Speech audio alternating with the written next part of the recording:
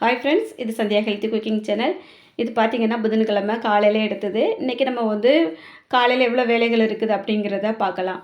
காலையில் வந்து எந்திரிச்சு 5 மணிக்கெல்லாம் சாமியெல்லாம் கும்பிட்டாச்சு. இப்போ பார்த்தீங்கன்னா ஒரு 5:30 கொஞ்சம் கூடுதல் ஆகிருக்கும்னு நினைக்கிறேன். வந்ததுமே வந்து கொஞ்சம் சுக்கு காப்பி வந்து போட்டுட்டேன். தொண்டை வந்து கொஞ்சம் கரகரப்பாக இருந்தது. அதனால் சுக்கு காப்பி போட்டுட்டு, இந்த பருப்பு குழம்பு வைக்கிறதுக்காக வெங்காயம், தக்காளி, பூண்டு இது எல்லாமே எடுத்து குக்கரில் எடுத்து வச்சுருக்கேன். இங்கே பார்த்தீங்கன்னா, பூண்டு விலை வந்து இப்போ அதிகமாகிட்டு, 1 கிலோ ரூ. 200 பூண்டு விலை. தக்காளி பார்த்தீங்கன்னா, ரூ. 20 ஆயிட்டு. எவ்வளோ வித்தியாசம் ஆயிட்டு பாருங்கள். இப்படி தான் ஒவ்வொரு காலகட்டத்துக்கு ஏற்ற மாரி அது ஒவ்வொரு ரேட்டு வந்து கூட குறைவா வந்துக்கிட்டே இருக்குது. இருந்தாலும் நம்ம வந்து ஒரு சின்ன பொருள் கூட வேஸ்ட் பண்ணாம, நம்ம வந்து சிக்கனமா பயன்படுத்தினா தான் ரொம்பவே நல்லது அப்படிங்கிற மாரி தான் தோணிட்டு இருக்கு. ஒவ்வொரு விலைவாசிகள் வந்து கூடும்போது தான் அதோட அருமை நமக்கு தெரியும். இப்போ வந்து காலையில் சுக்கு காப்பி வந்து ரெடி பண்ணி எடுத்து வச்சுருக்கேன். இதை வந்து நான் குடிச்சிட்டு வெளியில வந்து தண்ணி வந்து கரெக்டாக 6 மணிக்கு வந்துரும். அதுக்காக குடம் எல்லாம் எடுத்து வச்சுட்டு, நான் வந்து தண்ணி வருதா அப்படிங்கிறத ஒரு டைம் வந்து பார்த்துட போகிறேன். இப்படி உட்காந்து காஃபி குடிச்சிட்டு அதுக்கப்புறமா வேலைகள் பார்த்தா கொஞ்சம் ரிலாக்ஸாக இருக்கும். இப்போ கொஞ்சம் மழை வந்து அப்பப்போ லைட்டாக தூறல் பெஞ்சிட்ருக்கு பார்த்தீங்களா, அதனால கொஞ்சம் தொண்டை கரகரப்பாக இருந்துட்டு இருக்கிறதுனால தான் காலையில சுக்கு காப்பி வந்து போட்டிருக்கேன். அப்படி இல்லைன்னா இந்த காஃபி குடிக்கிறது எப்போமா ஒரு டைம் தான் நடக்கும். அப்போ பார்த்தீங்கன்னா அந்த பக்கத்தில் தான் பைப் இருக்குது. அந்த இடத்துல வந்து குடம் வந்து வச்சு தான் தண்ணி எடுத்து எடுத்து உள்ளே கொண்டுட்டு வர வேணும். இதுதான் எங்கள் வீட்டு வாசல். பார்த்துக்கன்னா காலையிலே முத்தம்லாம் தூத்து தொளிச்சாச்சு. இருட்டாக இருக்கு இல்லையா, அதனால முத்தம் வந்து ஒரு 5 மணிக்கே வந்து தூத்து தொளிச்சுட்டேன் அப்படின்னா, மறுபடியும் கதவு வந்து சாத்திட்டு அதுக்கப்புறமா வீட்டுக்கு வேலைகள் பார்த்துட்டு 6 மணிக்கு தான் கதவு வந்து ஓப்பன் பண்ணுவேன். பார்த்தீங்கன்னா, வீடு இப்படி தான் இருக்குது. தண்ணி வந்துட்டு, நான் வந்து தண்ணி எடுக்கக்கு தீவிரமா இறங்கிட்டேன். ஏன்னா வந்து காலையிலே கொஞ்சம் ஒரு 10 நிமிஷம் போல் நான் தண்ணி எடுப்பேன். கொஞ்சம் கிச்சனில் ஃப்ரீயா வேலை பார்த்தேன் அப்படின்னா, தண்ணி எடுத்துட்டு எடுத்துட்டு அப்பப்போ வந்து கிச்சனில் வேலைகள் பார்த்துட்டே தான் இருப்பேன். அப்படி இல்லைன்னா கொஞ்சம் நேரம் தண்ணி எடுத்துட்டு அதுக்கப்புறமா பிள்ளைய வந்து எழுப்பி விட்டுருவேன். பிள்ளை, பையன் யாருனாலும் சரி தான், யார் கிடைக்காங்களோ அன்னைக்கு எழுப்பி விட்டுட்டு தண்ணி எடுங்க அப்படின்னு விட்டுட்டு, நான் வந்து வேலை பார்க்க ஆரம்பிச்சுருவேன். பையன் வந்து காலேஜுக்கு போகிறதுனால அவன் வந்து என்ன நேரமே எழுப்பாதீங்க அப்படின்னு சொல்லிட்டான். அதனால அவனை எழுப்புறதில்ல. அவன் ஒரு 6:30க்கு மேலே தான் எந்திரிச்சு வருவான். இப்போ பார்த்தீங்கன்னா, கிச்சனுக்கு வந்துட்டேன் இல்லையா, அரிசி எல்லாம் போட்டாச்சு. தண்ணி வந்து கொதிச்சிட்ருந்து அரிசி போட்டாச்சு. தோசைக்கு மாவும் வந்து எடுத்து கலந்துக்கிட போகிறேன். என் மகள எழுப்பி தண்ணி எடுக்க விட்டாச்சு. அவள் வந்து தண்ணி எடுத்து தொட்டியில ஊத்திட்டு இருக்கா. நான் வந்து இந்த வேலைகள் வந்து ஒரு 7 மணிக்குள்ளேயாவது முடிச்சிரணும் அப்படிங்கிறதுனால கொஞ்சம் பரபரப்பா தான் செஞ்சுட்டு இருக்கேன். இப்போ வந்து நம்ம நேரமே எந்திரிக்கிறனால கொஞ்சம் ஃப்ரீயா கொஞ்ச நேரம் உட்காந்துட்டு அதுக்கப்புறமா வேலை பார்க்க வேண்டியதா இருக்கு. கொஞ்சம் லேட்டா எந்திரிச்சோம் அப்படின்னு வைங்களேன், நம்ம வந்து இந்த வேலைகள்ல எப்படி பண்ணணும் அப்படிங்கிறதே தெரியாம அப்படியே திணறிட்டு தான் வருவோம். அதனால இன்னைக்கு வந்து கொஞ்சம் ஃப்ரீயா தான் பார்த்துட்டு இருக்கேன். இருந்தாலும் எப்படி நமக்கு அந்த சமையல் பண்ற டைம் அப்படிங்கிறது 1 மணி டைம்க்குள்ள முடிஞ்சிரணும். இப்போ பார்த்தீங்கன்னா, ஒரு பக்கத்தில வந்து சாப்பாடு வந்து வெந்துட்டுருக்கு. இன்னொரு பக்கத்தில நான் தக்காளி சட்னி வைக்கிறதுக்காக ஸ்டவ் ஆன் பண்ணி கடாய் வச்சுட்டேன். ஆனா வெங்காயம், தக்காளி இன்னும் எதுவுமே கட் பண்ணல. பாருங்க என் வேலை எப்படி நடக்குது அப்படின்னுட்டு. இப்போ கொஞ்சம் உளுத்தம் பருப்பு போட்டு அது வந்து கொஞ்சம் நிறம் வந்ததும், வத்தலு, பூண்டு, இஞ்சி இதெல்லாம் போட்டிருக்கேன். அது செவந்துட்டு இருக்க டைம்ல இந்த வெங்காயம் இருக்கு பாருங்க, இத வந்து கொஞ்சம் கொஞ்சமா கட் பண்ணி அப்படியே அள்ளி உள்ள போட்டுட்டே இருப்பேன். ஏன்னா டைம் இல்ல. நம்ம இத உட்காந்து கட் பண்ணிட்டு இருக்க நேரத்துக்கு இந்த அடுப்பு வந்து சும்மாவே இருக்கும் அப்படிங்கிறதுனால, அத வந்து பயன்படுத்திடலாம் அப்படின்ட்டு இந்த மாரி கட் பண்ணி எடுத்து எடுத்து போட்டுட்டே இருப்பேன். அப்பப்போ ஒரு வேலையா இந்த மாரி அவசரமா செஞ்சா தான் டைம் வந்து கொஞ்சம் மிச்சமாகும். இப்போ அந்த பக்கத்துல ஒரு பாத்திரத்துல வந்து அந்த வெங்காயம் இதெல்லாம் கட் பண்ண வேஸ்ட் எல்லாம் அதில வச்சிருக்கேன். நம்ம வந்து கிச்சன் மேடையிலேயே அந்த வெங்காயம் தோலு, தக்காளி அது இதுன்னு கட் பண்ணி போட்டுட்டே இருந்தோம் அப்படின்னா, எல்லா இடமுமே அழுக்காவே இருந்துட்டுருக்கும் இல்லையா? அதனால எப்பவுமே ஒரு பிளேட்டு, கிண்ணம் எது கிடைச்சாலும் பரவால்ல. அத வந்து இன்னைக்கே எடுத்து வேஸ்ட் போடுறதுக்காக வச்சுடுவேன். கட் பண்ணுற வேஸ்ட்டெல்லாம் அதில போட்டு, கடைசியா அத வந்து பக்கெட்ல போட்டுருவேன் அவ்வளோதான். இப்போ வெங்காயம் கட் பண்ணி போட்டாச்சு. வெங்காயம் வதங்கிட்டு இருக்கட்டும். கொஞ்சம் உப்பு எல்லாம் போட்டு வதக்க வச்சிரலாம். அதுக்குள்ள தக்காளி கட் பண்ணிருவோம். இந்த மாரி வந்து ஒவ்வொரு ஸ்டெப்பா நம்ம வந்து வேலை செஞ்சுட்டு இருந்தா தான் வேலை வந்து ஸ்பீடா நடக்கும். இல்ல வந்து உட்காந்தே தான் நான் கட் பண்ணுவேன் அப்படின்ட்டு போய் ரெஸ்ட் எடுத்து எடுத்து கட் பண்ணோம் அப்படின்னு வைங்களேன், டைம் போறதே தெரியாது. ஒரு நாள் அப்படிதான் மாட்டிக்கிட்டேன். சரியா போச்சு நேரம். ஏன்னா வந்து உட்கார்ந்ததோட நம்ம சிந்தனை எங்க போகுது அப்படின்ட்டே தெரியாது. அதனால இந்த கிச்சன்ல நின்னோம் அப்படின்னா, டக்குனு கட் பண்ணோமா, வேலைய முடிச்சோமா, அதுக்கப்புறம் போய் ரெஸ்ட் எடுத்தோமா அப்படின்ட்டு இருக்கணும். ஏன்னா நமக்கு இந்த வேலை மட்டும் இல்லை இல்லையா? இத முடிச்சுட்டு இன்னைக்கு வந்து நெறைய துணிகள் வந்து தைக்க வேண்டியது இருக்கு. ஒரு 2 நாள் என்னவோ கொஞ்சம் துணி வேகமா தைக்கல. ஆனா குடுக்க வேண்டிய துணி வந்து பெண்டிங் ஆயிட்டு. இன்னைக்கு நம்ம கஸ்டமர் வந்து வெளியூருக்கு போறோம். அதனால நைட்டுக்குள்ள எப்படியாவது முடிச்சு குடுங்கன்னு சொல்லியிருக்காங்க.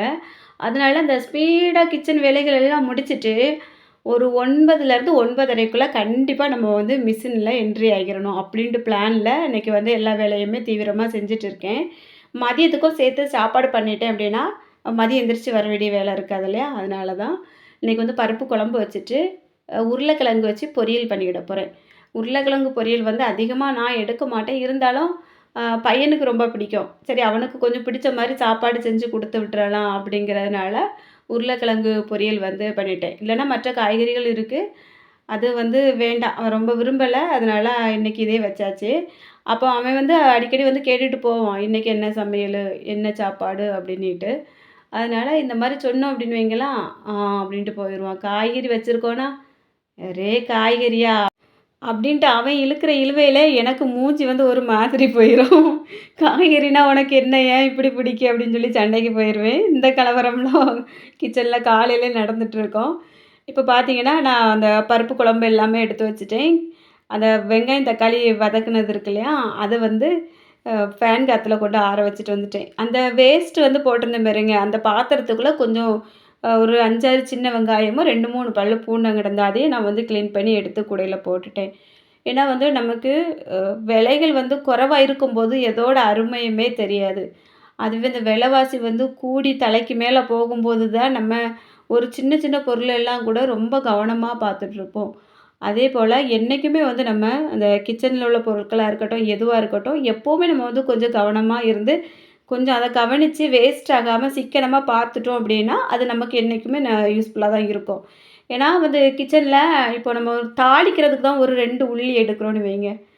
அப்போ பார்த்தீங்கன்னா, அது ஒண்ணுமே இருக்காது வீட்ல. அந்த நேரம் நம்ம வந்து அந்த கூடைய போட்டு கிண்டி பெரக்கிட்டு இருப்போம். "ஒண்ணாவது இல்லையே, ஒண்ணு கூட இல்லையே" அப்படின்னிட்டு. அந்த நேரம் தான் தெரியும். நான் அன்னைக்கு 2, 3 வேஸ்ட்டா போச்சே, அப்படி போச்சே, இப்படி போச்சே அப்படிங்கிறது. அதனால எப்பவுமே வந்து இல்லாத டைம்ல தான் அதோட அருமை தெரியும். அதே போல தான் பணம் காச பொறுத்தவரைக்குமே, எது வந்து நமக்கு இல்லாம ரொம்ப ஒரு கஷ்டத்த குடுக்குதோ, அந்த நேரத்தில தான் நம்ம வந்து உழைக்கணும். அதனால தான் நமக்கு இப்படி ஆயிட்டு அப்படிங்கிற மாரி கூட ஒரு சில நேரங்கள்ல தோணும். அதனாலேயே தான் நெறைய பேர் வந்து எவ்வளோ கஷ்டம் இருந்தாலும், நமக்கு ஒரு சின்ன வேலையாவது தெரியணும், செய்யணும் அப்படிங்கிற மாரி செஞ்சுட்ருக்காங்க அப்படின்னு நான் நெனைக்கிறேன். நீங்க வந்து இத பத்தி எப்படி யோசிக்கிறீங்க அப்படிங்கிறத கண்டிப்பா கமெண்ட்ல சொல்லுங்க. அப்பந்தான் வந்து எனக்குமே வந்து கொஞ்சம் ஆர்வமா இருக்கும். இப்போ வந்து கிச்சன்ல பாத்திரங்கள் எல்லாமே கழுவி எடுத்துட்டேன். இப்போ சமையல் நடந்துட்டே இருக்கும்போது இந்த மாரி 1, 2 கிடக்கிற பாத்திரத்தெல்லாம் கழுவிட்டோம் அப்படின்னா, இந்த டைம் வந்து நமக்கு மிச்சம் தானே! கரெக்ட்டா 7 மணிக்குள்ள கிச்சன்ல பாத்திரத்தையும் கழுவி வச்சுட்டேன். சாப்பாடெல்லாம் முடிச்சுட்டேன். அதுக்கப்புறமா வந்து இந்த கிச்சனுக்கு வந்து ஓடி ஓடி வந்துட்டு இருக்க வேண்டாம்.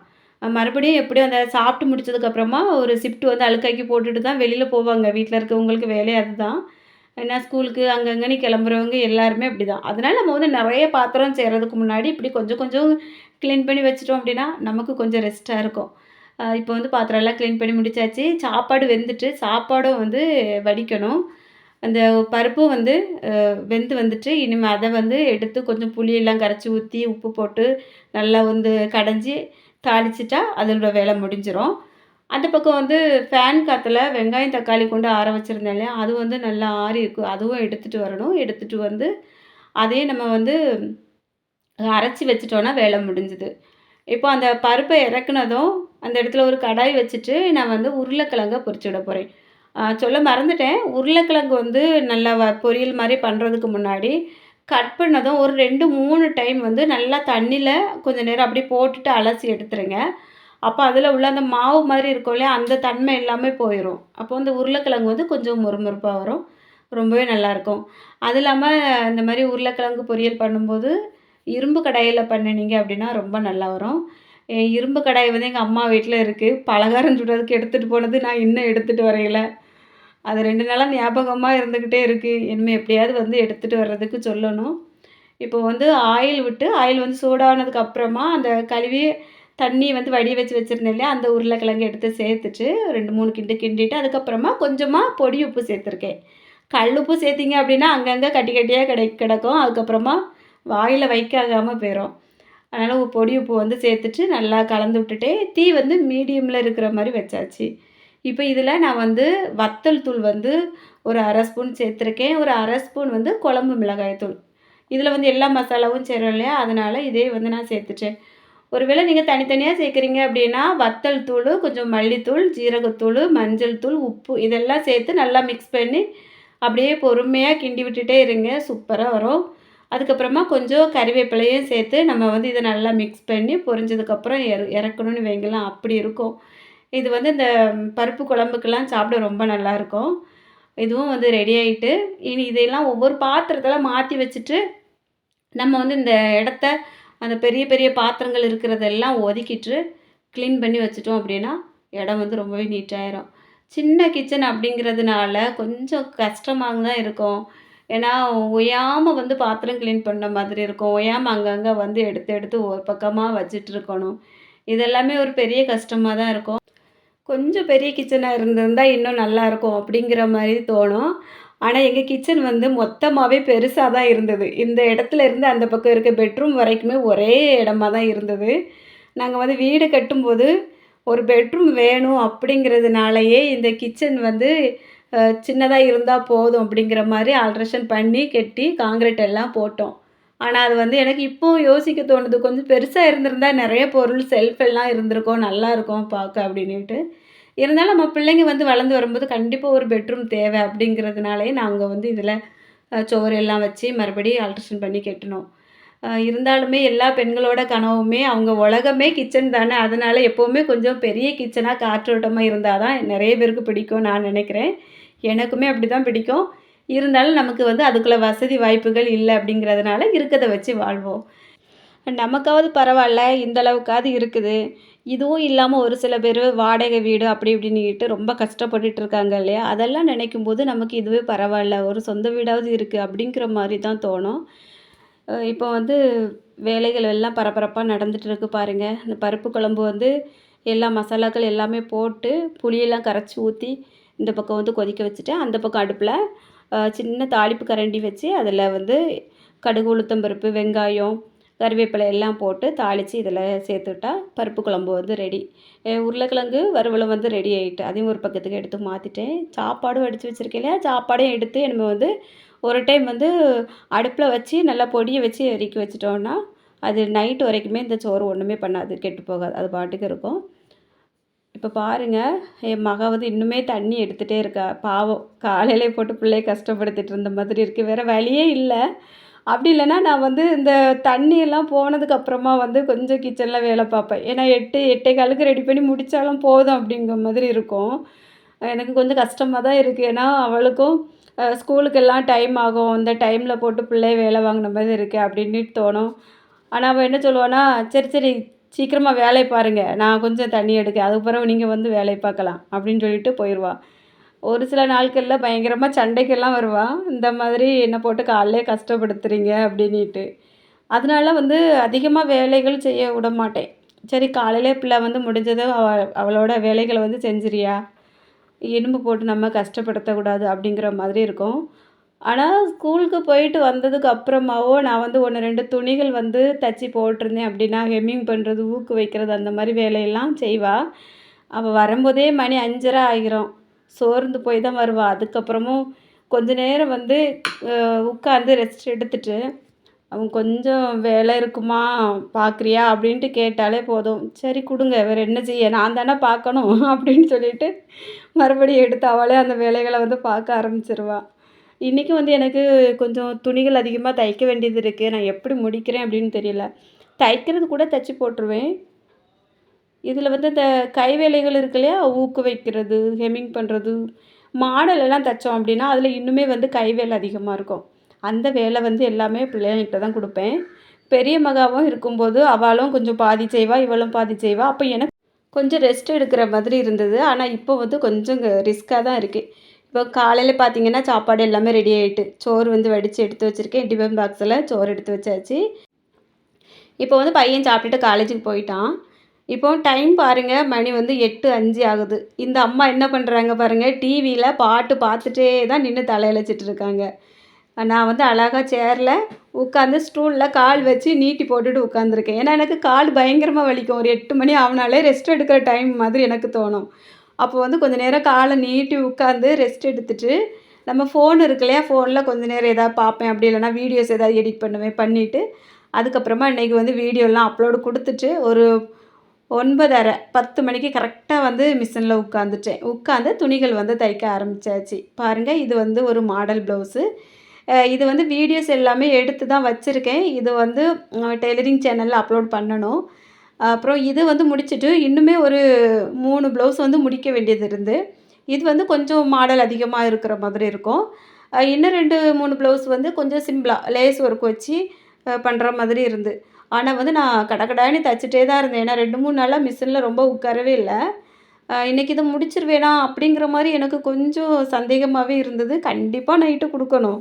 அதனால சரி முடிஞ்ச வரைக்கும் தைக்கலாம். நம்ம தானே தைப்போம் பார்த்துடலாம் அப்படின்னு சொல்லிட்டு உட்காந்து தைக்க ஆரம்பிச்சாச்சு.